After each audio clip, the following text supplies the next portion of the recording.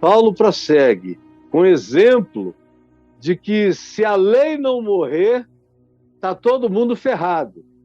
E ele toma o exemplo mais sensível, é o exemplo mais visceral, é o exemplo que envolve sexualidade, desejo, tesão, prazer. Ele diz, olha, a mulher ou o homem casados, segundo a lei de Moisés, estão ligados um ao outro conjugalmente por toda a vida. E se um deles quiser sair, se não for por causa de traição do adultério, que foi essa cláusula de concessão aberta depois por Moisés, vão viver cada qual, de acordo com a lei, em estado de adultério permanente. E esses pastores que pregam a lei para vocês, mas que se divorciaram, alguns deles até eles próprios adulteraram, e não as esposas, mas casaram de novo, eles abriram um parêntese, e eles não têm o direito de abrir esse parêntese, porque se você fizer uma única transgressão de um mandamento, você é réu de todos. Ou a lei morre por inteiro na cruz, ou não dá para a gente selecionar as partes que a gente prefere que desapareçam. Não dá. E Paulo diz, a mulher está casada, ligada, vinculada pela lei ao marido enquanto ele viver. Mas se o marido morrer, desobrigada ficará ela da lei conjugal.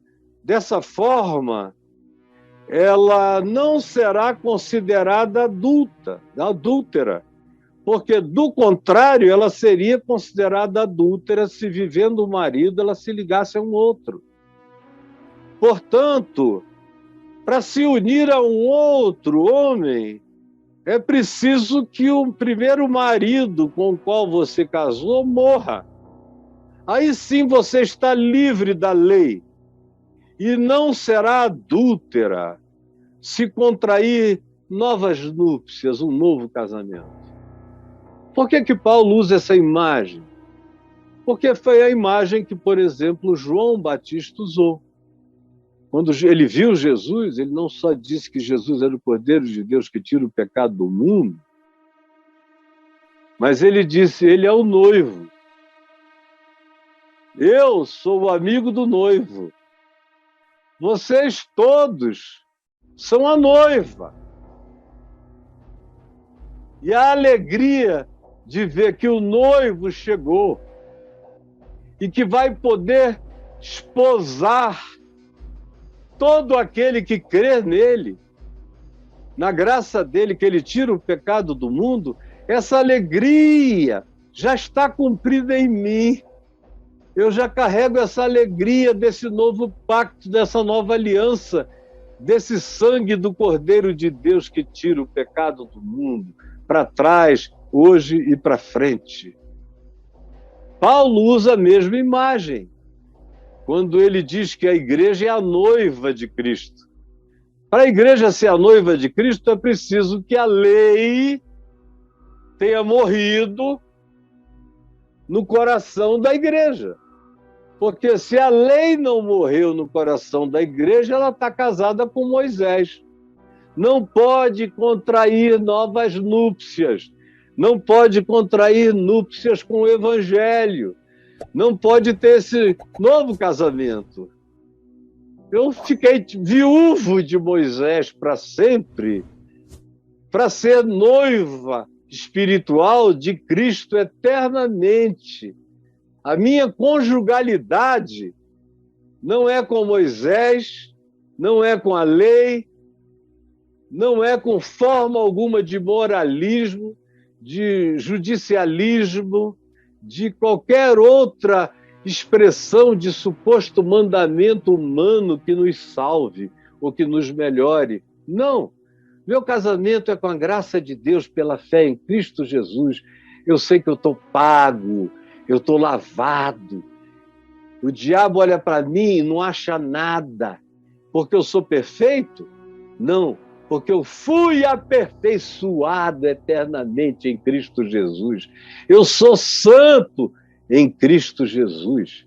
Eu sou perfeito? Não, eu estou caminhando, como Paulo disse, não que tenhamos obtido a perfeição, irmão, mas esquecendo das coisas que para trás ficam, que já morreram em Cristo, na lei que se acabou em Cristo, a transgressão que Jesus matou na cruz, deixando para trás essas coisas, nem olhando mais para elas, nem lembrando mais delas, eu prossigo para o alto, que é o prêmio da soberana vocação de Deus em Cristo Jesus, que é dia a dia me fazer mais parecido com Jesus, até o dia que eu me torne Ele, que eu me torne herdeiro de toda a glória, e que eu seja semelhante a Ele.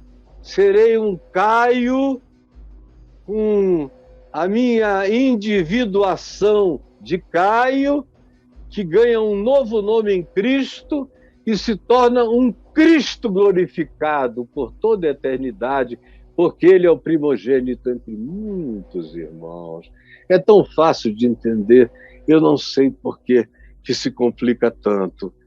Paulo prossegue e diz: se não houver viuvez da lei, vocês não estão livres para o casamento com Jesus. Vai ficar sempre esse híbrido, essa culpa perversa. Assim, meus irmãos, também nós,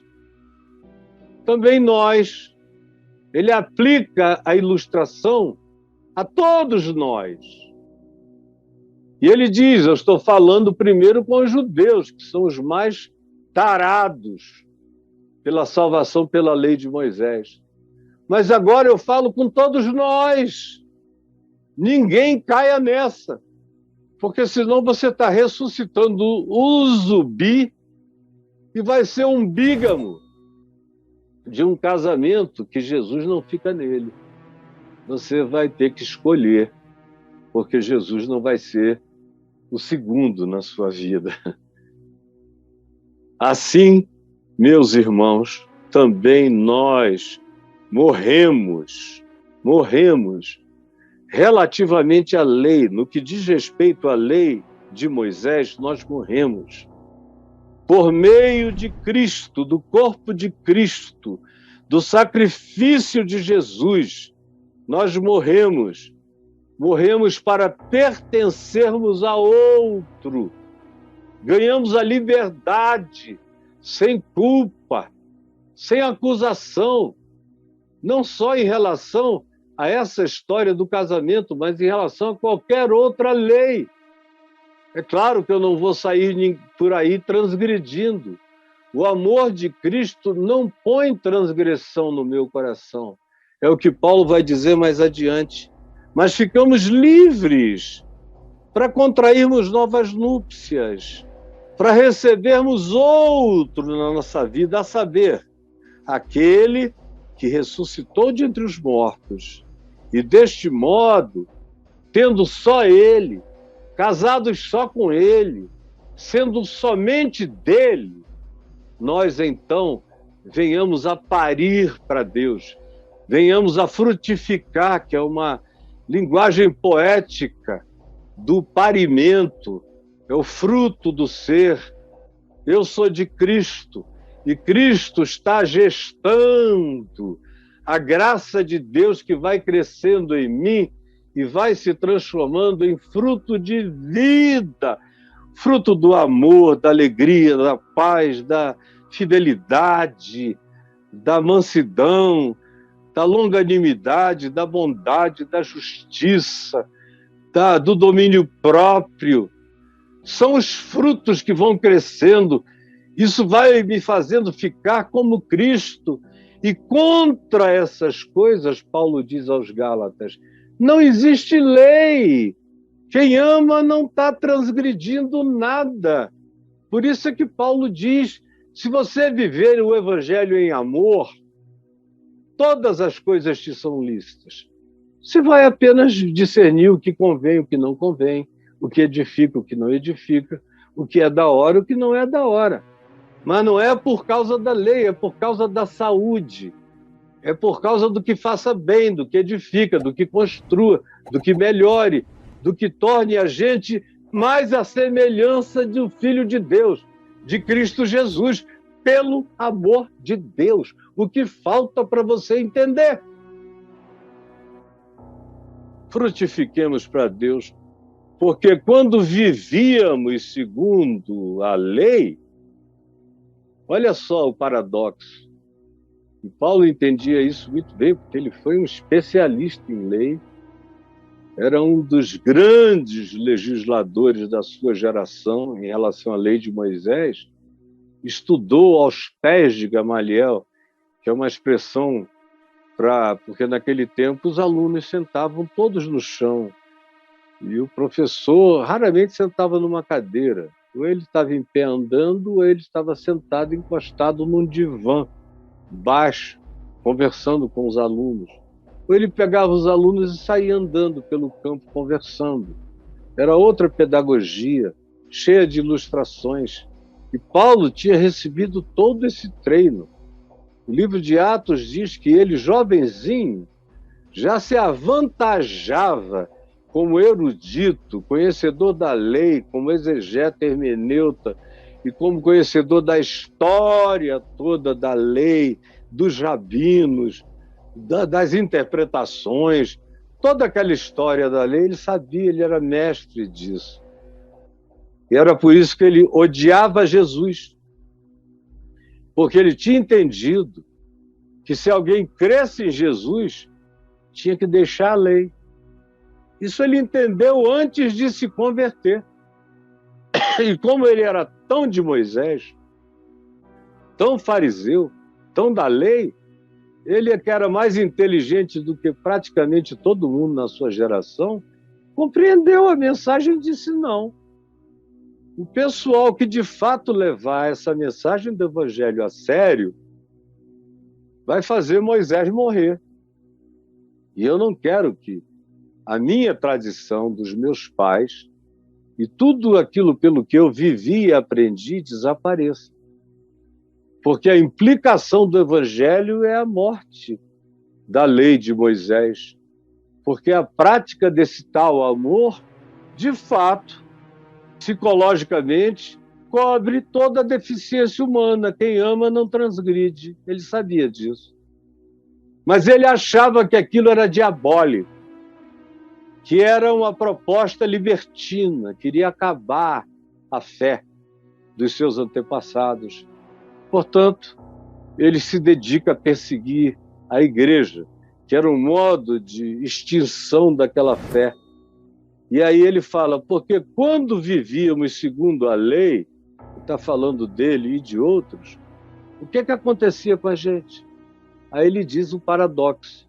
As paixões pecaminosas, postas em realce pela lei, operavam em nossos corpos, em nossos seres, a fim de frutificarem para a morte.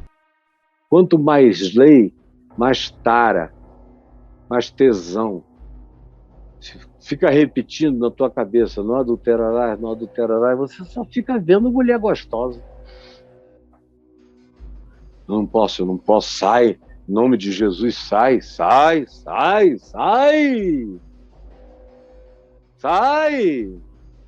E Paulo está dizendo que aconteceu com ele, e ele via como um apóstolo que também tinha percepções intuitivas de natureza psicológica inigualáveis, ele estudou a própria alma dele e a dos outros e disse, olha só o que aconteceu com a gente. Nós vivíamos segundo a lei de Moisés. E o que aconteceu? A lei toca no assunto da nossa doença e da nossa perversão e da nossa fraqueza mamífera, carnal, predatória, o tempo todo. E aí ela realça o bicho.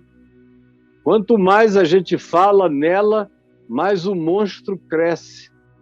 Mais o ser de Creta mais o Minotauro vem para fora, o homem bicho, mais aparecem esses seres híbridos de humanos que carregam toda a vitalidade animalesca, que é o que a lei produz, incita.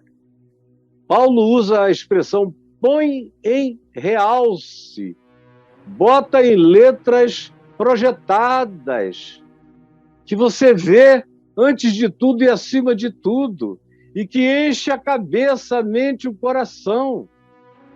E aí ele disse, o diagnóstico foi as paixões pecaminosas, lascivas, as vaidades, as arrogâncias, as soberbas, as mentiras. A gente praticava a lei do lado de fora e ficava horrível do lado de dentro. Ele entendeu o que Jesus falou aos fariseus, e Paulo era fariseu de fariseus. O que Jesus disse? Vocês são os sepulcros caiados, por fora tudo pintadinho de branco, mas por dentro vocês estão cheios de corpos putrefatos. No tempo em que a gente andava segundo a lei, Paulo diz, as paixões pecaminosas eram postas em realce, porque a lei expõe o desejo, provoca, pelo proibido, provoca o tesão na direção de tudo aquilo que é afirmado como proibição. E, portanto, essas paixões passam a operar na gente dioturnamente. É por isso que você não descansa, não tem paz. Em outras palavras, como diz o ditado popular, quanto mais você reza, mais assombração aparece. Não tem paz, porque você está todo habitado pelo desassossego, pela angústia, pela culpa. E o que mais frutifica em você é o fruto da morte, não o fruto da vida, não o fruto da paz, não o fruto do amor, não o fruto da fé, não o fruto das relações de graça na vida, mas o fruto do desejo, da lascívia, da cobiça, da vontade de ter, da ganância. Quando diz não cobiçarás nada do teu próximo, você diz eu vou obedecer isso. Aí é que você olha o próximo, meu Deus, a mulher dele não é como a minha está com barrigão, olha a grana dele, olha o salário dele, olha o emprego dele, olha o carro dele, olha a casa dele. Não posso cobiçar, bate a cabeça e o mal só cresce para dentro, só vai aumentando. Eu não posso ter ídolos. É fácil não ter ídolos de pau e de gesso, mas o problema para mim é o dinheiro. Eu adoro o dinheiro, é o meu Deus. Posses, eu adoro ter muitas posses. Eu adoro ser poderoso, o meu ídolo é o meu poder. Eu não posso abrir mão dos meus cargos, das minhas posições, dos meus tronos, das minhas cadeiras, dos meus lugares. Aí essas paixões carnais, essas coisas que só dão em bicho humano, que vai ficando perverso por tentar viver de maneira arrogante, presunçosa, sua autossalvação pela lei, e vai ficando um ser cada vez mais perdido, frutificando aquilo que mata a consciência, o que a deixa doente, ou aquilo que a gente, por não aguentar mais, faz pedrar e ficar entorpecido no coração da gente. E olha como ele termina. Agora, porém, ele está dizendo, olha, era assim. Se você quiser que continue assim, basta você prosseguir tentando essa hibridização. Sem falar que a maioria de vocês só usa o nome Jesus. Sai em nome de Jesus. Sangue de Jesus tem poder. Agora, evangelho, Vocês não gostam do Evangelho, ele mexe no fundo, ele chama para converter o coração, pensamentos, sentimentos, palavras, emoções. Ele começa a sua transformação de maneira intestina, visceral na gente. A gente não quer, ninguém gosta. Por isso todo mundo diz que o Sermão da Montanha, os mandamentos de Jesus são impraticáveis. Porque todo mundo prefere uma leizinha de Moisés para cumprir seletivamente algumas coisas na exterioridade e ficar tirando onda enquanto vive ou angustiado ou morto. Morto em delitos e pecados. Paulo conclui agora, no entanto, por causa de Jesus, por causa da cruz, porque foi tudo pago, tudo cumprido, tudo consumado, ele diz, libertados da lei, na cruz de Cristo e por Jesus, agora nós estamos libertos da lei.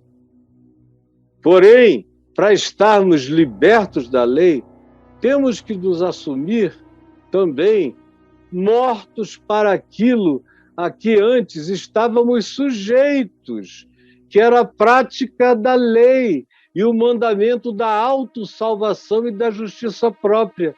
Para você ficar liberto da lei, você tem que crer que a lei morreu na cruz de Cristo.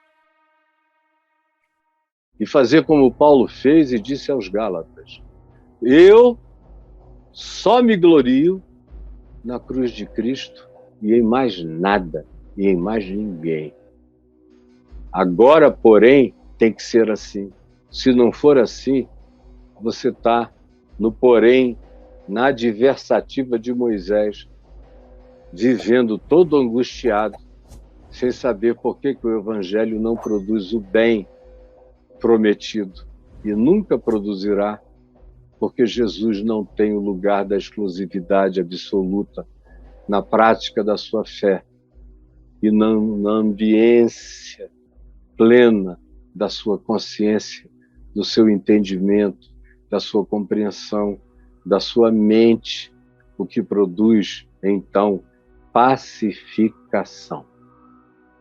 Agora, porém, libertos da lei, estamos mortos para aquilo a que estávamos sujeitos, que eram os escritos de dívidas, bancados pela lei, de modo que agora nós servimos a Deus em outro espírito. Servimos a Deus em novidade de espírito. É uma lua de mel, não é uma lua escura, não é o lado escuro da lua, não é um eclipse, não é a lei de Moisés que nos colocava só nas trevas da nossa própria escuridão e dos nossos medos e pânicos terríveis, a ponto de que o povo disse a Moisés, fala-nos tu, mas nós não queremos nem ouvir a voz de Deus, porque é uma coisa horrorosa, apavorante. Mesmo na hora que a lei estava sendo dada, ela já era insuportável. Agora Paulo diz, o marido morreu em Cristo. A lei é finada. E eu estou livre.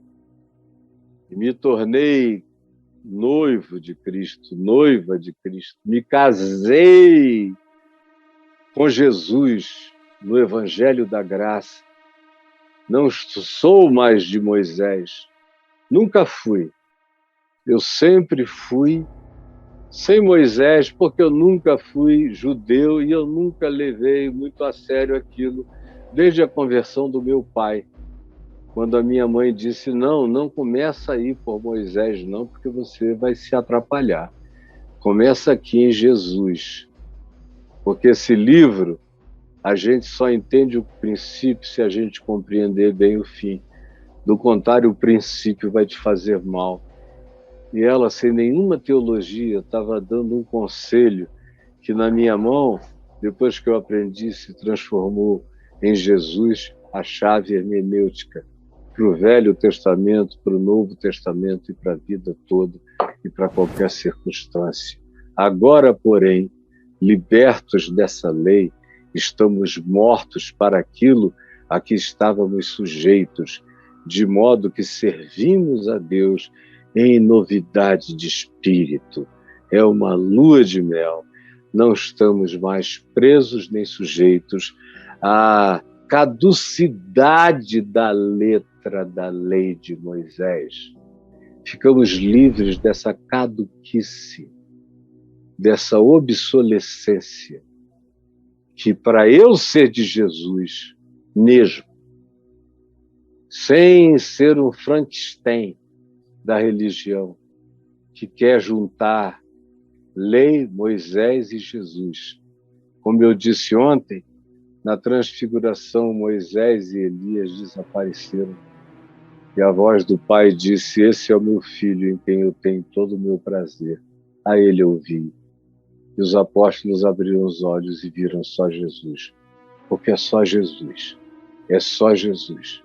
que me faz viver em novidade de vida, experimentar essa paz que vem da justificação pela fé e que me dá essa segurança que ninguém arranca em nenhuma dimensão.